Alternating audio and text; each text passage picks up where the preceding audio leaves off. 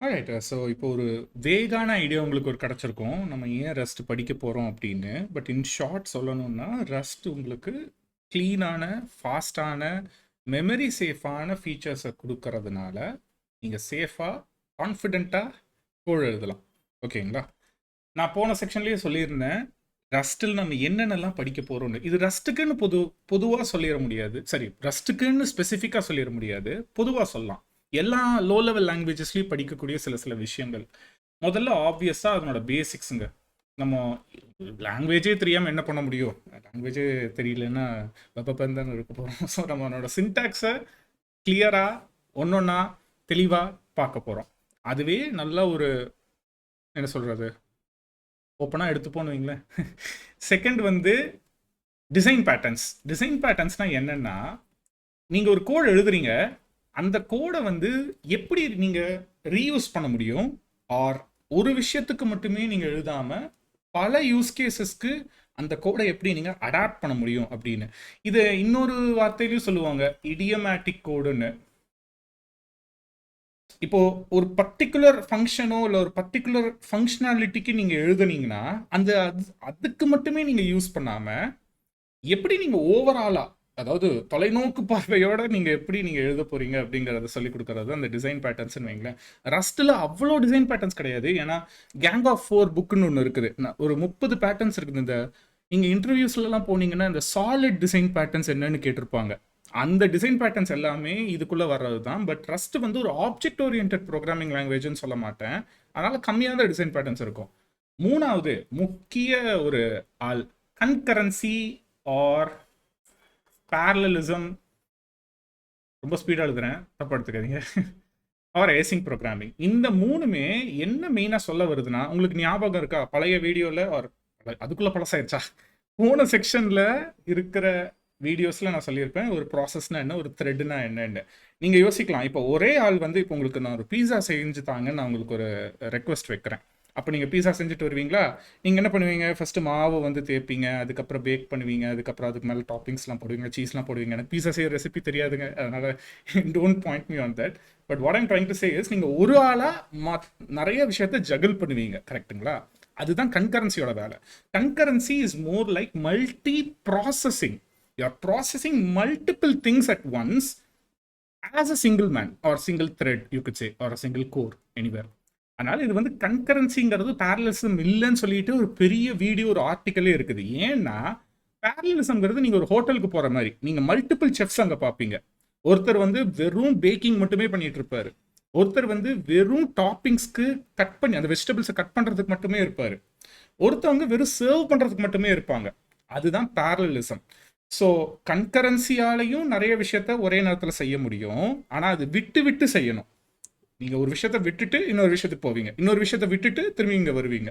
அந்த மாதிரி இந்த கலகலப்பு படத்தில் கூட 3 ஆள்கிட்ட போய் சொல்லிட்டு அதே ஆள்கிட்ட திரும்பி வருவான் பார்த்தீங்களா, அது parallelism. இப்போ சந்தானம் சாரே 3 விஷயத்தையும் போய் செஞ்சாருன்னா அதுதான் வந்து கன்கரன்சி. புரிஞ்சிருக்கும்னு நம்புகிறேன்.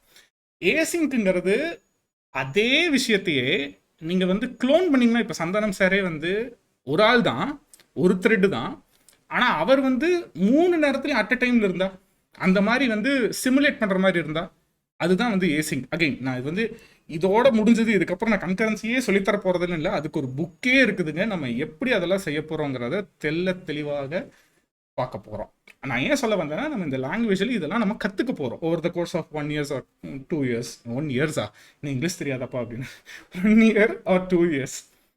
4வது விஷயம் மெட்டா ப்ரோக்ராமிங். மெட்டா ப்ரோக்ராமிங்னா என்னன்னா ரொம்ப சிம்பிள். நீங்கள் ஒரு ப்ரோக்ராம் எழுதுறீங்களா, ஒரு ஃபங்க்ஷன் எழுதுவீங்க, it adds 2 numbers or it multiplies 2 numbers, ரொம்ப சிம்பிளாக வச்சுக்கிறேன், or it even subtracts 2 numbers. அந்த நம்பர்ஸை அந்த பர்டிகுலர் நம்பருக்கு மட்டுமே எழுதாமல், what if you write it in a very general manner. இன்னும் தெளிவாக சொல்லணும்னா, நீங்கள் வந்து ஒரு ஓவன் வாங்குறீங்க, அந்த ஓவன் வந்து கேக்கும் பேக் பண்ணும், பீஸாவும் பேக் பண்ணும், ஏதாவது ஃப்ரிட்ஜில் வச்சுருந்தீங்கன்னா அந்த சில்லுன்னு இருக்கிற ஃபுட்டை டீஃப்ராஸ்டும் பண்ணும், கரெக்டுங்களா? அந்த ஓவன் வந்து ஒரு பர்டிகுலர் திங்குக்காக மட்டும் வேலை பார்க்கறதில்ல, it's being generic, it's not being specific, கரெக்டுங்களா? அந்த விஷயந்தான் மெட்டா ப்ரோக்ராமிங். இன்னும் தெளிவாக டெக்னிக்கலாக சொல்லணும்னா, you can write code in a generic way, at the same time உங்களோட ப்ரோக்ராமை அந்த ப்ரோக்ராமே மானிட்டர் பண்ணுறது.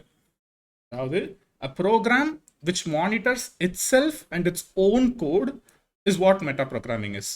ரஸ்ட்ல மெயினாக நம்ம வந்து மேக்ரோஸ்ன்னு படிப்போம். மேக்ரோஸ் என்ன பண்ணுன்னா, நான் சொன்னதே தான், it will handle you generic as well as it will generate code for you. அந்த கோடு அதுவே தன்னை அப்சர்வ் பண்ணிக்கிட்டு எனக்கு இந்த தேவை தேவைப்படுகிறது, அதனால் நான் வந்து புதுசாக கோடை ஜெனரேட் பண்ணுகிறேன் அப்படின்னு அது பண்ணும். அதுதாங்க மெட்டா ப்ரோக்ராமிங். எனக்கு தெரிஞ்சு இந்த 3 ஃபீச்சர்ஸ் ப்ளஸ் பேசிக்ஸ் தெரிஞ்சவங்க, I can guarantee you can build any systems programming with it. நான் வந்து ஒரு ஆப்ஷனல் டியர்னு ஒன்று வைப்பேன். நம்ம இந்த பிளேலிஸ்ட்டில் எடுத்துருக்குது கண்டிப்பாக படிப்போம். ஆனால் இது ஒரு ஆப்ஷனல் டியர் தான். இட்ஸ் மோர் லைக் யார் சொல்கிறது, உங்களுக்கு ஹை ஃப்ரீக்வன்சி ட்ரேடிங்குள்ளே போகணும், இல்லைனா ஏதாவது ரொம்ப ரொம்ப லோ லேட்டன்சி உங்களுக்கு கோட் எழுதணும் அப்படிங்கிறவங்களுக்கு கம்ப்யூட்டர் ஆர்கிடெக்சர். ஏன்னா எழுத போகிறதே ஒரு ப்ராசஸரில் தானே. அந்த ப்ராசஸர் எப்படி வேலை செய்யுதுன்னே தெரியாமல் இருந்ததுன்னா நமக்கு எப்படிங்க கரெக்டான கோட் எழுதுவோம்? நிறையா கோர் ஐடியாஸ் அதுக்கு பின்னாடி இருக்குது. இப்போ ஃபார் எக்ஸாம்பிள், உங்களுக்கு ப்ராசஸரை பற்றி நீங்கள் யாராவது BSc or BE degree or some computer science degree நீங்கள் படிச்சிருந்தீங்கன்னா உங்களுக்கு ஸ்பெசிஃபிக்காகவே மைக்ரோ ஆர்கிடெக்சர் எப்படி வேலை செய்யுது, ஒரு கம்ப்யூட்டர் எப்படி வேலை செய்யுது பிஹைண்ட் தி சீன்ஸ் அப்படின்னு சொல்லுவாங்க. எனக்கு அந்த ஐடியாஸ் இருக்குது, அதை பற்றி நான் இங்கே வீடியோஸ் கிரியேட் பண்ணலாமான்னு. பட் பார்ப்போம். அந்த first I don't want to take too many things at once. அப்படி இல்லைன்னா நானே கன்கரண்ட்டாக அப்புறம் மாறிடுவேன். கன்கரண்ட்டாக மாறினேன்னா அப்புறம் பீஸா தேஞ்சு போயிடும். அதனால் வேணாம். பட் என்ன சொல்ல வரேன்னா, computer architecture has many things that allows you to write clean, performant and fast code. அதுக்குள்ள இருக்கிற கேஷ்னா என்னன்னு நம்ம தெரிஞ்சுக்கணும். கேஷ் பற்றி, மெமரி ஆர்டரிங் பற்றி, அதான் இதெல்லாம் என்னென்னமோ சொல்கிறானே. என்னென்னா நான் திரும்பவும் சொல்கிறேங்க, இதெல்லாம் நம்ம அந்த நேரம் வர்றப்போ கண்டிப்பாக அதை பற்றி படிப்போம். உங்களுக்கு நான் திரும்ப இதெல்லாம் சொல்கிறதுக்கான காரணம், நம்ம எதுக்கு படிக்கிறோங்கிறத தெரிஞ்சு படித்தோம்னா இன்னும் மோட்டிவேட்டடாக கோல் ஓரியன்டாக படிப்போம். அதுக்காக தான் நான் சொல்ல வரேன். ஸோ கேஷஸ், மெமரி ஆர்டரிங், சிம்டிம்பாங்க, single instruction multiple data. At டைமில் போய் நம்ம பண்ணுவோம், அந்த லாஜிக் தாங்க. அதை பற்றி நம்ம படிப்போம். அதுக்கப்புறம் லாஸ்ட்டாக நமக்கு வந்து என்ன சொல்கிறது, பைப்லைனிங். எஸ், அதுதான், I was forgetting the word. இதெல்லாம் நமக்கு தெரிஞ்சுதுங்கிற பட்சத்தில் நம்மளோட கோட் எழுதுகிறோம் பார்த்தீங்களா, அது இன்னுமே வேற லெவலில் போகும். அப்படிமா வேற லெவலில் அந்த கோடோட ஸ்பீடு போகும். ஸோ இதுதான் கம்ப்யூட்டர் ஆர்கிடெக்சர். நான் ஏன் இதை ஸ்டார் போட்டேன்னா, it's more like an optional thing. நீங்கள் ரஸ்ட்லேயே நிறைய வகையான ப்ராஜெக்ட்ஸ் எழுதலாம். If you are aware about these திங்ஸ்னா நீங்கள் அதை இன்னுமே பெர்ஃபார்மண்ட்டாக எழுதலாம்.